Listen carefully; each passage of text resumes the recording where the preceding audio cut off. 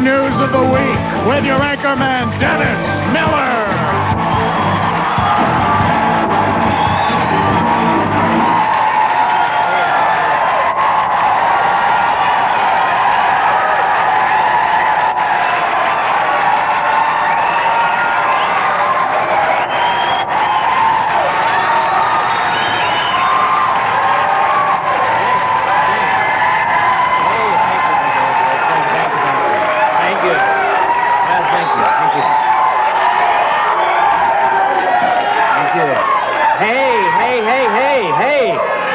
Happy Valentine's Day, America!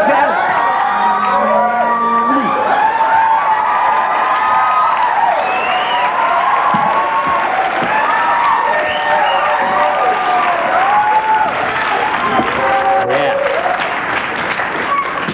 Saw my little bum, didn't you? All right, presidential hopeful Paul Tsongas began drinking milk by the gallon as soon as he heard the news that he had surpassed former frontrunner Bill Clinton in the New Hampshire polls. Explained the affable Tsongas, "If I become the leader of the free world, I will need strong bones and teeth." Hey, thank you. At least we didn't go for the cheap jug joke. Jerry Brown signed copies of Thomas Paine's Common Sense because, as Jerry said, common sense dictates that if I signed copies of my own book, I wouldn't be here long.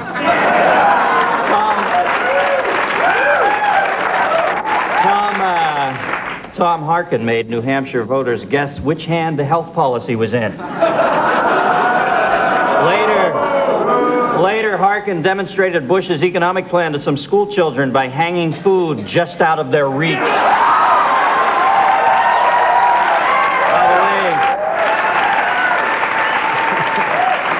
By the way, I have decided that in an attempt to foreshadow Bill Clinton's political future, we will wipe him completely out of the news. Bob Kerrey visited with New York City Mayor David Dinkins.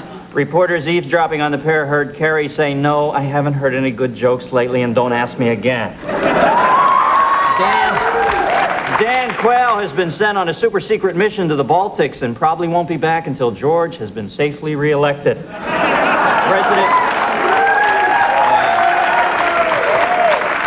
President Bush delighted young Edwin Gonzalez this week with an impromptu puppet show, but the toddler's reaction paled in comparison to that of Vice President and wife Marilyn, who squealed and clapped with delight at the funny little lamb. Yeah.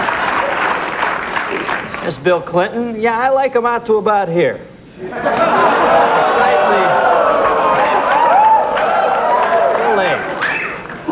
Despite the tough times, the president still maintains a sense of humor. Here, Bush prepares to ambush Treasury Secretary Nicholas Brady with one of his fabled state dinner surprises. And as he was leaving San Diego on Air Force One, he turned and happily tossed the First Lady high into the air.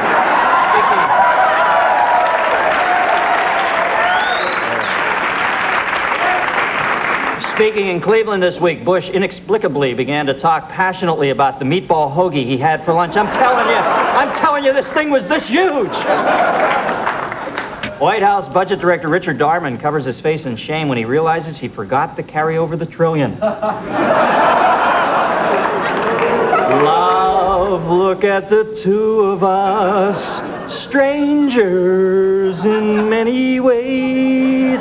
Senator Barry Goldwater posed with his new wife, Susan, this week. She will keep her own name and henceforth be called Mrs. Goldwater-Gold Digger.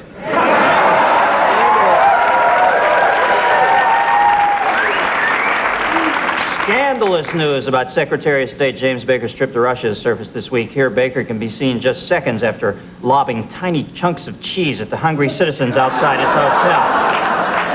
And this week, Baker stunned the Israeli Likud party by offering them Hartford, Connecticut in exchange for the West Bank. Then on Tuesday, the Secretary of State happily accepted his new position as permanent guest host of hell as Beelzebub looked on.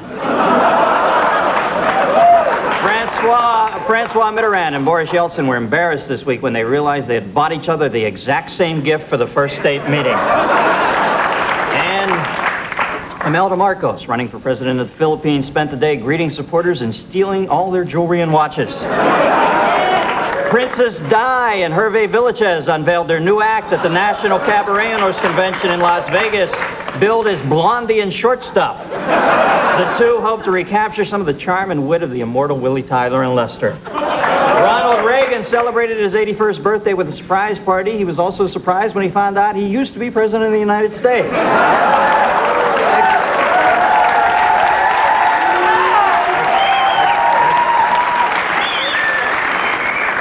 Ex-Panamanian strongman Manuel Noriega posed nude for photographers outside a Miami courtroom yesterday. Always use a sunscreen, kids.